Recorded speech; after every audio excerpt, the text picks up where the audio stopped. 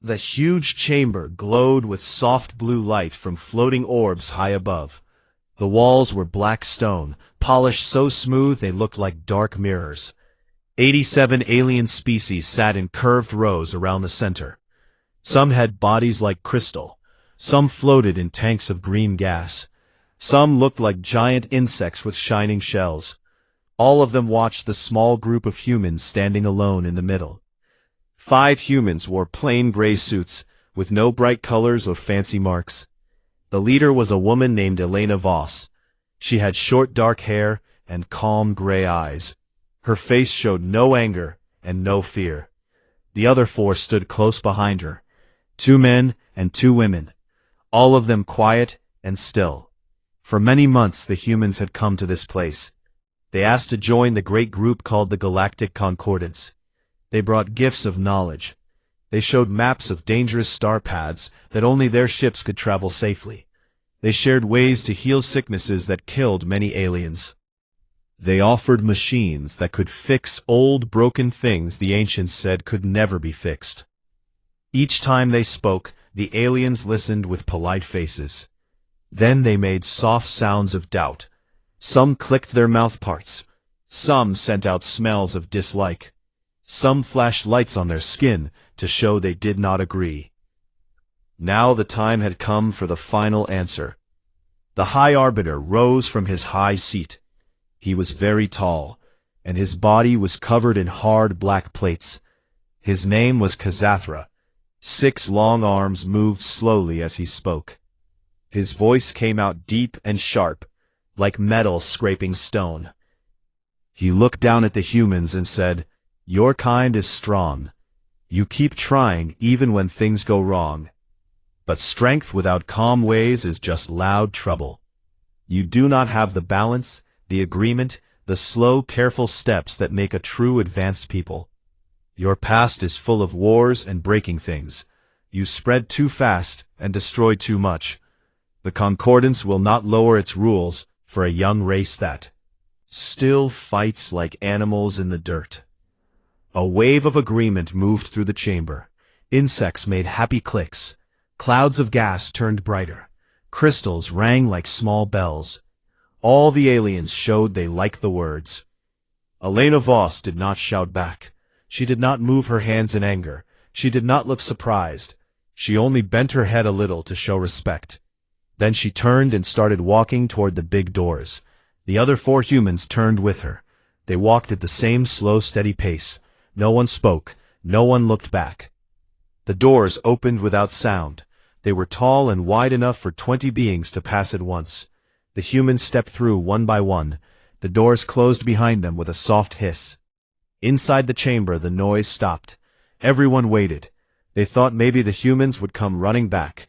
They thought maybe the humans would beg or argue or threaten. Nothing happened. The silence grew longer than anyone expected. Kazathra sat down again, arm in a small wave to show the meeting should go on. Other matters came up. Trade deals, border problems, new rules for travel. The aliens talked and decided, as always. Yet something felt different. The air seemed heavier. The lights seemed dimmer. No one said it out loud, but many thought the same thing. The humans had left without a fight, without a word, without even one last look. Days passed. The humans did not send messages. The humans did not ask for another meeting. The trade ships from Earth still came to the neutral stations. They brought metals and food and tools just like before. But the captain spoke only what was needed. They smiled less. They stayed shorter times. Then they left.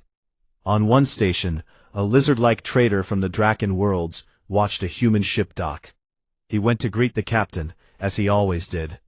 He wanted to talk about prices and jokes, like old friends. The human captain nodded once.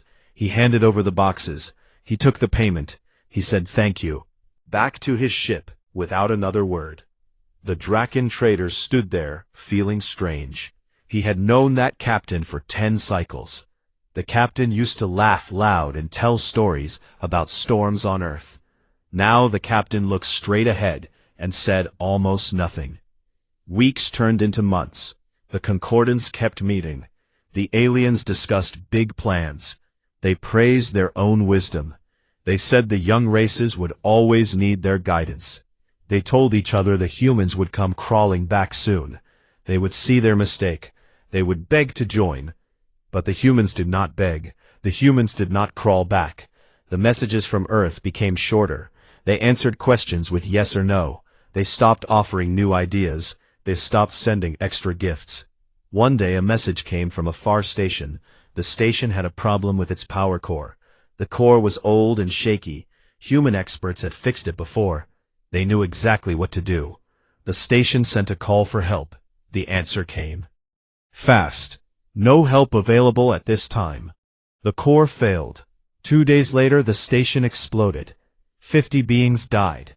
The concordance sent ships to look for answers. They found only broken metal and cold bodies. Another world sent word. Their fields were sick. A strange mold grew fast and killed the crops. Humans had made tiny machines that could eat the mold and save the plants. The world asked for those machines. The answer was the same. No personnel ready to help. The crops died. Hunger spread. Families cried in the streets. The leaders wrote more letters. The letters went unanswered. Slowly, the aliens started to whisper. The humans are angry. The humans are punishing us. The humans have turned away. Kazathra heard the whispers. He lifted his head high and said, "They are children throwing a fit. They will grow tired. They will miss our protection. They will return." But deep inside, Kazathra felt a small cold fear. He remembered the way Elena Voss had walked. The way all 5 humans had walked. No drama, no noise. Just quiet steps away from the chamber. He told himself it meant nothing. Humans were weak. They needed the concordance more than the concordance needed them. Yet every day, the fear grew a little bigger. The chamber felt emptier. The glowing orbs seemed less bright. The silence after every meeting lasted longer. And somewhere far away in the dark between the stars, the humans kept walking. They did not look back. They did not speak of revenge. They simply continued their own path. The price had only started to show itself. At first, the aliens noticed nothing strange. Life in the galactic concordance went on as always. Ships moved between stars. Trade stations stayed busy. Meetings filled the big chamber with talk and decisions. The humans had left quietly, so the aliens thought the matter was finished. The young race would think it over. They would feel small without the great group. They would send word soon, asking to come back.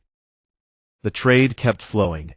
Human cargo ships still arrived at the edge stations. They brought heavy metals from deep mines. They brought fresh seeds that grew fast in poor soil. They brought medicine packs, sealed tight against time. The alien buyers paid the agreed price. The human captains nodded once. They loaded the empty holds with new goods. Then they left without extra talk.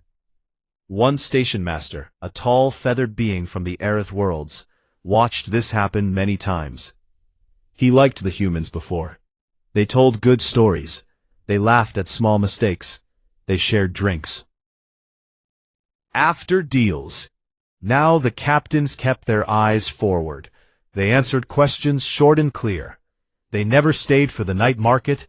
They never asked about family or weather. The station master tried to start old talk one day. He said, "The stars look clear today, good for travel." The human captain looked up for 1 second. He said, "Yes." Then he walked away. The station master felt a strange empty spot in his chest. He told his helpers, "The humans are different now. They act like strangers." Weeks became months. Small problems started to appear. A mining moon in the outer rim had a drill break. The drill was old but strong. Humans had built backup parts years ago. The moon sent a request for those parts. The answer came back fast. "No spare parts available this cycle. Try local sources." The miners tried local sources. The local parts failed fast. The drill stopped completely. The moon lost half its output. Workers went hungry. The concordance heard the news. They said, "It is only one moon. Send more." ships with tools. But the tools were not enough. The humans knew tricks to make old drills last longer. Those tricks were not written down anywhere. The humans had kept them in their heads. Now no one came to share. Another place had worse luck. A research habitat floated near a black hole. The scientists tested a new way to pull energy from the dark. They used a human design for the safety shields. The shields held fine for many cycles. Then one day, a tiny crack appeared. The habitat sent an urgent call. Help needed. Human engineers know this system. The concordance passed the call to the usual human contact point. The reply was short. No engineers available at present. Please use approved concordance methods. The scientists tried the approved methods. The crack grew fast. The habitat tore open. Air rushed out. 30 researchers died in moments. Their last messages begged for the humans. The humans never answered. Word spread slowly through the stations. Traders talked in quiet corners. Diplomats whispered in private rooms. Everyone started asking the same question. Where are the humans when we need them? Kazathra, the High Arbiter, heard all the talk. He sat in his high seat during meetings. He moved his 6 arms in calm ways. He said, "The humans play games. They want us to beg. They want to feel important. Let them wait. They will break first." He ordered more patrols to show strength. He ordered new rules to control trade. He said the concordance was strong without any single race. The aliens nodded. They wanted to believe it. But the problems grew bigger. A group of rim worlds planted special crops every cycle. The crops fed millions. The crops needed a special spray to fight a tiny bug. Humans had made the spray cheap and strong. The worlds had used it for 20 cycles. Now the old stock ran out. They asked for more. The request went out. The answer came back. No production scheduled. Contact other suppliers. The other suppliers had no recipe. Spread fast. The leaves turned black. The fields died. Families stood in empty markets. Children grew thin. The leaders sent more messages. The messages got no reply. Pirates saw the weakness. They had hidden in dark corners for many years. Human patrol ships kept them small. Now the patrols were fewer. The pirates grew bold. They took whole convoys. They burned stations for fun. They left messages carved in metal. "We own this space now." The concordance sent elegant warships. The ships moved in perfect lines. They fired clean beams. The pirates did not fight clean. The pirates used traps and fast strikes. The warships lost many battles. The concordance lost ships. The pirates gained more ground. In the big chamber, the talk became louder. Delegates from dying worlds stood up. They said, "We need help. We need the humans." Kazathra answered with hard words. He said, "We do not need any young race. We are ancient. We are wise. We will solve this ourselves." But the aliens started to count the losses. More stations went dark. More ships vanished. More children went hungry. The trade lanes that once hummed with life became quiet. The concordance felt thinner. Every day it felt a little weaker. Scout ships went to look for human activity. They flew to old meeting points. They flew to border worlds. They found human stations still standing. The lights were on. The doors were open. But no humans walked outside. No voices came on the radio. The scouts sent reports. The humans are here, but they stay inside. They do not come out. They do not talk. One scout captain, a brave crystal being, risked landing. He walked to a human door. He knocked. He called out. He said, "We need to speak." The door stayed closed. No answer came. The scout waited many hours. Then he left, feeling cold inside. Back in the chamber, Kazathra read the reports.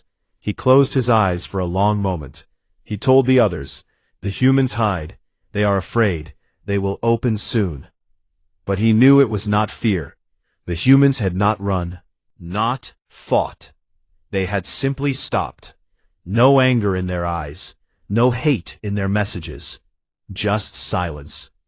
The silence hurt more than any shout.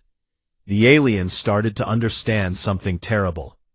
The humans had not needed the concordance. The concordance had needed the humans. The humans had given much without asking much back. Now they gave nothing. Trade slowed. Ships waited empty in docks. Food prices rose. Medicine became rare. Hope became thin. The great group that called itself advanced began to crack. And still the humans stayed quiet. They worked in their own systems. They built new things. They helped their own people. They looked out at the stars without anger. They looked without pity. They looked without any need to return. The price grew heavier every day. The aliens paid it in hunger, in fear, in lost lives, and the humans never said one word about it. 16 cycles had passed since the humans walked out of the chamber without a word. The big meetings still happened every month. The aliens gathered in their usual rows. They discussed new laws and old problems. They tried to act like everything was fine, but the room felt colder. The voices sounded thinner. The once bright orbs above seemed to give less light. At first the aliens blamed small things. Bad luck, weak leaders, enemy spies. They told each other the troubles would pass. They said the galaxy was big and strong. Problems came and went like storms. But the storms did not pass. They grew, they spread, they bit deeper every day. One morning the emergency bell rang through every station and ship. The sound was sharp and loud. It meant crisis. The kind that could break worlds. Delegates rushed back to the chamber. They filled the seats fast. Some arrived still wet from travel tanks. Some still glowed from hurried flights. Kazathra took his high place. He looked tired. Had small, dull spots now. A large screen lit up in the center. It showed maps and numbers. Red lines marked broken trade paths. Black spots showed dead stations. Blue waves showed spreading sickness. The numbers told a clear story. The concordance was losing ground fast. A delegate from the Rim world stood first. He was a short, furry being with shaking hands. He said, "Our people eat dust now. The fields are gone. The spray we needed never came. The children are bones. We asked for help 16 times. No answer came. We are dying." Another delegate rose. She was a water being in a clear suit. She said, "Our research cities float empty. The Black Hole Project failed because the shields broke. We begged for human fixes. No one came. 70 minds lost. We cannot replace them." More stood up, one after another. They spoke of lost ships, of pirate attacks, of factories gone dark, of hospitals without medicine. Each story ended the same way. The humans could have stopped it. The humans did not. "Come," Kazathra listened. He kept his 6 arms still. He said, "We are the concordance. We have lasted thousands of cycles. We do not fall because one race sulks. We will find new ways. We will build new tools." But his words sounded hollow now. The delegates looked at him with tired eyes. They no longer clicked in agreement. They no longer flashed lights of trust. A young crystal delegate spoke next. His voice rang clear and cold. He said, "We are not falling because of one race. We are falling because we threw away the only race that kept us steady." The chamber went quiet. Everyone felt the truth hit them like cold wind. The humans had not attacked. They had not stolen. They had not threatened. They had simply stopped giving. Without them, the concordance was a beautiful machine with missing parts. It still looked grand. It still moved, but it could not run. Kazathra ordered scout ships to go deeper. He wanted proof. He wanted to see with his own eyes. The ships flew fast. They passed through human border space. They reached the old meeting points. They found stations floating quiet. The lights were low. The docks were empty. No ships came in. No ships went out. One scout landed on a human moon base. The doors opened easy. No guards, no locks. The scout walked inside. Halls were clean, floors were swept, tools lay in perfect rows, but no humans moved, no voices echoed, no machines hummed with work. The scout found a message screen. It glowed soft. It said, "This facility is on standby. All personnel reassigned. No further operations until notice." The scout sent the images back. Everyone in the chamber watched. They saw empty chairs, empty beds, empty labs. They saw order without life. They saw silence that screamed. Another scout went closer to the human home system, Sol. The bright yellow stars still burned steady. Planets spun in their paths, but the space around them was dark. No orbital rings glowed. No ship traffic filled the lanes. No signals bounced between worlds. The scouts sent probes. The probes flew close. They saw cities on Earth with lights on, but few moving shapes, few ships in the sky. The moon base on Luna was cold. Mars showed empty domes. The asteroid belt had silent refineries. The scout captain reported back. The humans are still there. They live, they breathe, but they have closed their doors. They have turned their eyes inward. They no longer reach out. Kazathra sat alone after the reports. He stared at the dark maps. He thought of Elena Voss and her calm walk. He thought of the 5 humans leaving without anger, without noise. He understood now. They had not left in rage. They had left in acceptance. They had decided the Concordance did not want them, so they removed themselves completely. He called for a special session. He invited every delegate. He stood before them and spoke slow. His voice carried no pride. He said, "We were wrong. We judged too fast. We thought ourselves above them. We thought they needed us more. We see now the truth. They gave us much, them little. They asked for a seat. We gave them scorn. Now we pay." The chamber listened. No one argued.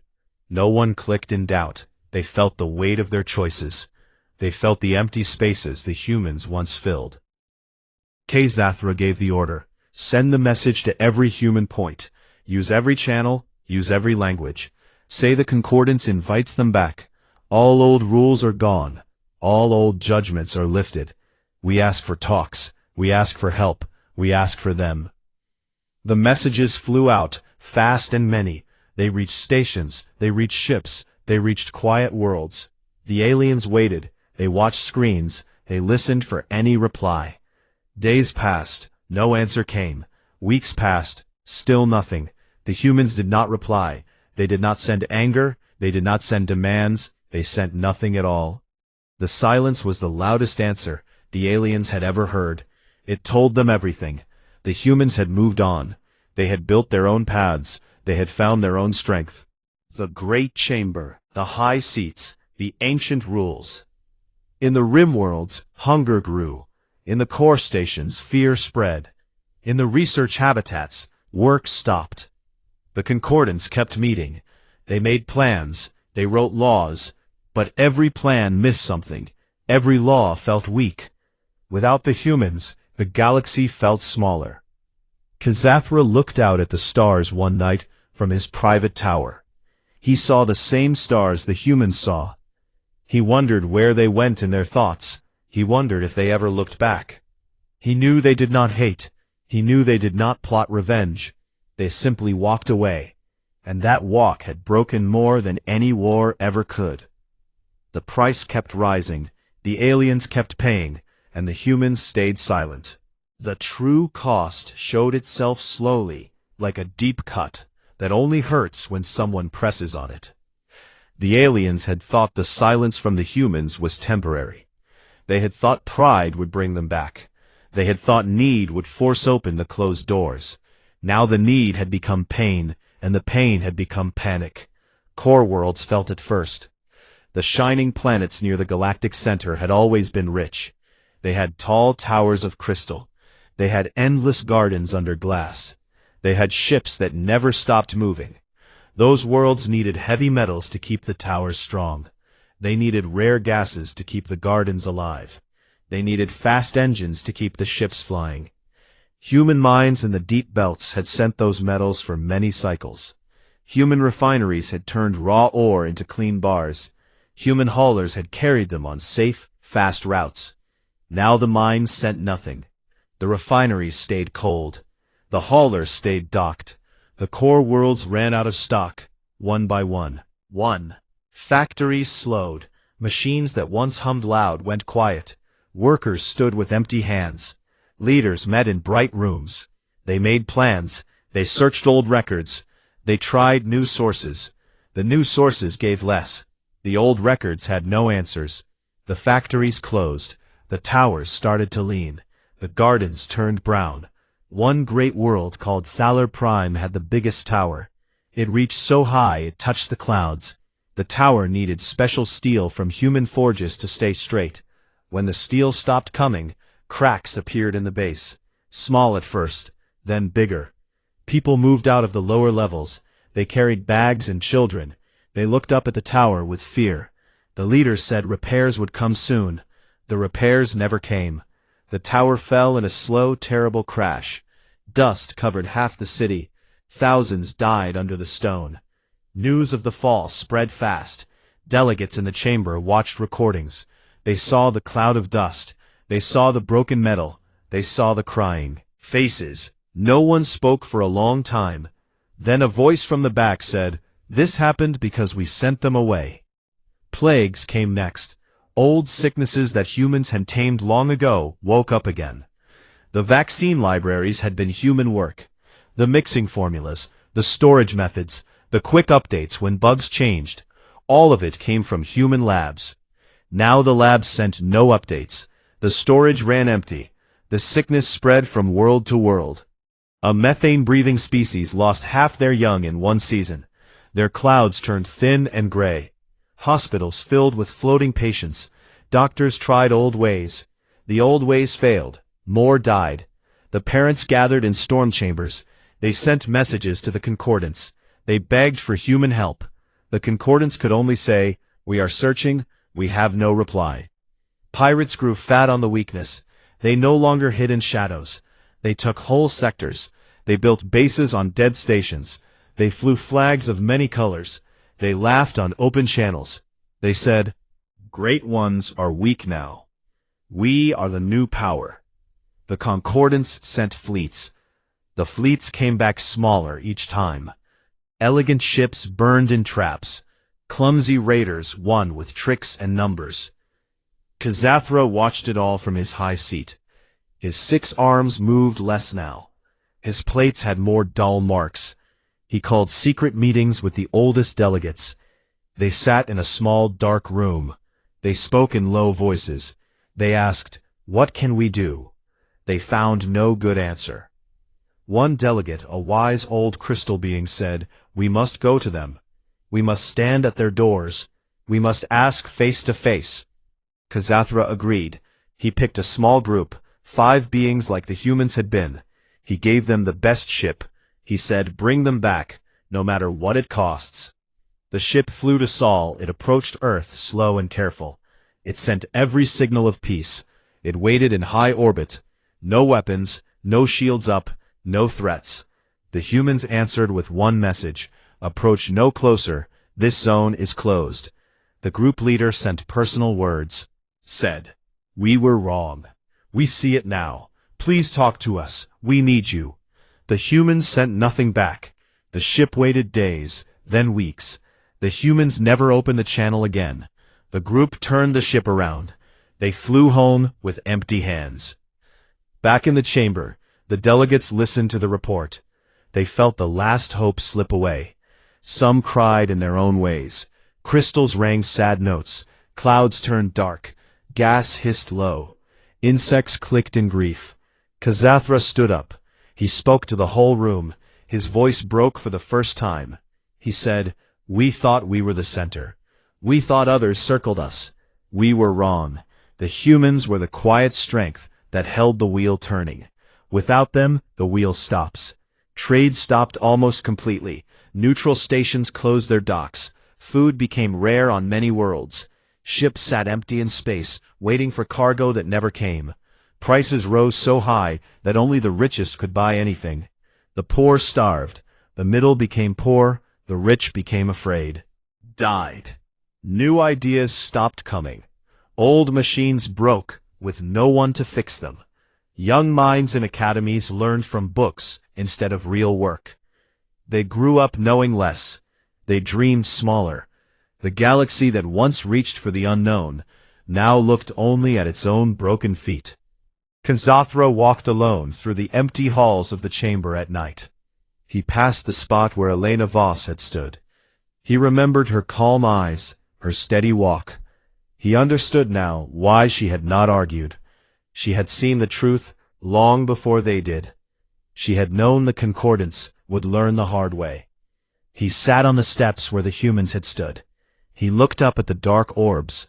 He whispered to the empty air, We paid everything, and you never asked for payment." Outside, the stars burned cold. The humans lived in their closed systems. They built new ships, they grew new food, they healed their own sick, they taught their children. They looked at the galaxy sometimes, but they felt no need to return. Hate. They felt no joy in the fall. They simply lived. The aliens kept paying. The price was hunger. The price was fear. The price was silence from the ones they had thrown away. And every day the price grew heavier, while the humans stayed far away, walking their own path without a backward glance. Years passed after the last message went unanswered. The chamber still met, but the meetings grew shorter. The seats stayed half empty. Delegates came less often. Some worlds had stopped sending anyone. The glowing orbs above dimmed more each cycle. No one bothered to fix them. The once grand hall felt like an old, forgotten room. Kazathra grew thinner. His black plates cracked in thin lines. His 6 arms hung lower when he spoke. He still sat in the high seat, but few looked to him for answers anymore. The aliens had learned the hard truth. Words and pride could not fill empty bellies. They could not restart cold forges. They could not heal sick children.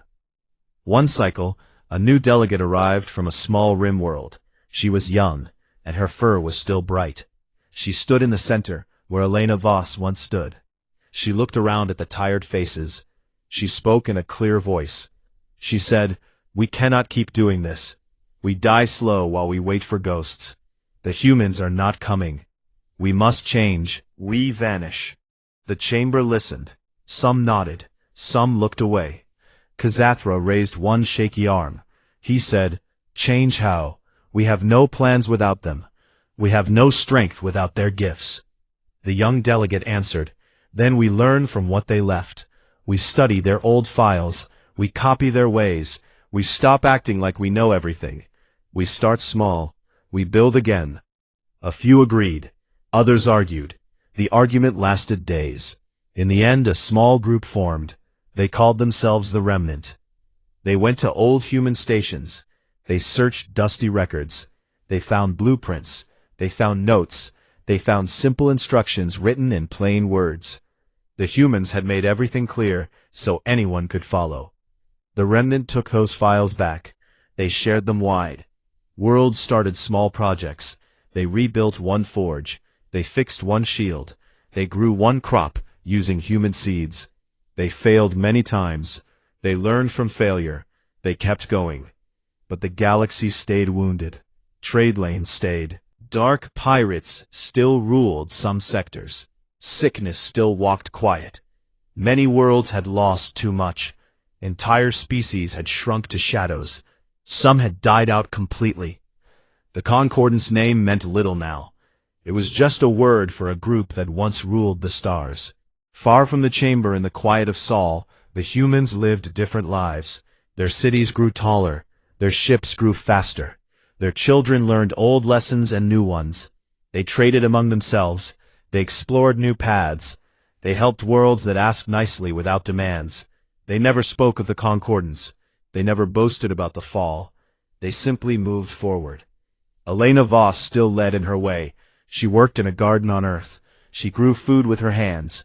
She taught young ones how to listen. She told them stories of the stars without anger. She said, "Some doors close forever. Some paths lead elsewhere. We chose our path. We walk it clean." One day a single ship appeared at the edge of human space. It flew slow. No weapons signal. It carried only 3 beings. A crystal, a water one, and a small furry delegate. They came from the remnant. They asked permission to speak. They waited patient. The humans let them land. They met on a neutral moon. The 3 aliens stepped out. They looked worn. They looked small. Elena Voss waited with 4 others. They stood calm. They listened. The crystal spoke first. "We come not to beg. We come to say sorry. We were blind. We were proud. We hurt many, including ourselves. We see now what we lost. We do not ask you to join us. We ask only to learn, if you will teach." Elena looked at them long. She said, "We never wanted your throne. We wanted a seat. We wanted respect. You gave us none. So we took ourselves away. We live well now. We grow strong. We have no need for old rules." The furry one said, "We know. We pay every day. We lose more every cycle. We try to rebuild. We use your old ways. We fail less now, but we miss the whole picture. You saw things we never did." Nodded once, she said, "We will share what we can. We will send teachers to worlds that ask. We will trade fair. We will not come back to the chamber. We will not sit under your lights. We walk our own way now. If you want help, you come to us, on our terms, with real respect." The 3 aliens bowed low. They said, "Thank you. That is more than we deserve." They turned and left quiet. Word spread slow through the galaxy. The humans would help, but not for free, not for show, not for old glory. They would help because they chose to. The worlds that wanted aid sent honest requests. They sent young ones to learn. They sent workers to build together. The humans answered many. They ignored the proud ones. The concordance faded. It became a memory. Some kept the name. Others dropped it. New groups formed. Small councils on equal terms. No high seats. No ancient rules. Just beings talking straight. Kazathra lived to see the change. He grew very old. His plates fell away one by one. He sat in a small room, looking at stars. He thought of the day the humans walked out. He thought of the silence that followed. He smiled a small, tired smile. He whispered, "We paid the price, and maybe, just maybe, we learned something." He closed his eyes one quiet night. He never woke again. The galaxy turned on. New stars were born. Old ones died. Ships flew in new patterns. Voices spoke in many tongues. The humans stayed apart, but not alone. They became a quiet legend. The ones who walked away. The ones who let the mighty fall without raising a hand. The ones who built better without needing a crown. Children in distant schools heard the tale. They asked why the great council broke. The teachers answered simple. They forgot to treat others as equals. They thought strength was in numbers and age. They learned too late that true strength walks silent and leaves when disrespected. The stars kept shining. The paths kept opening.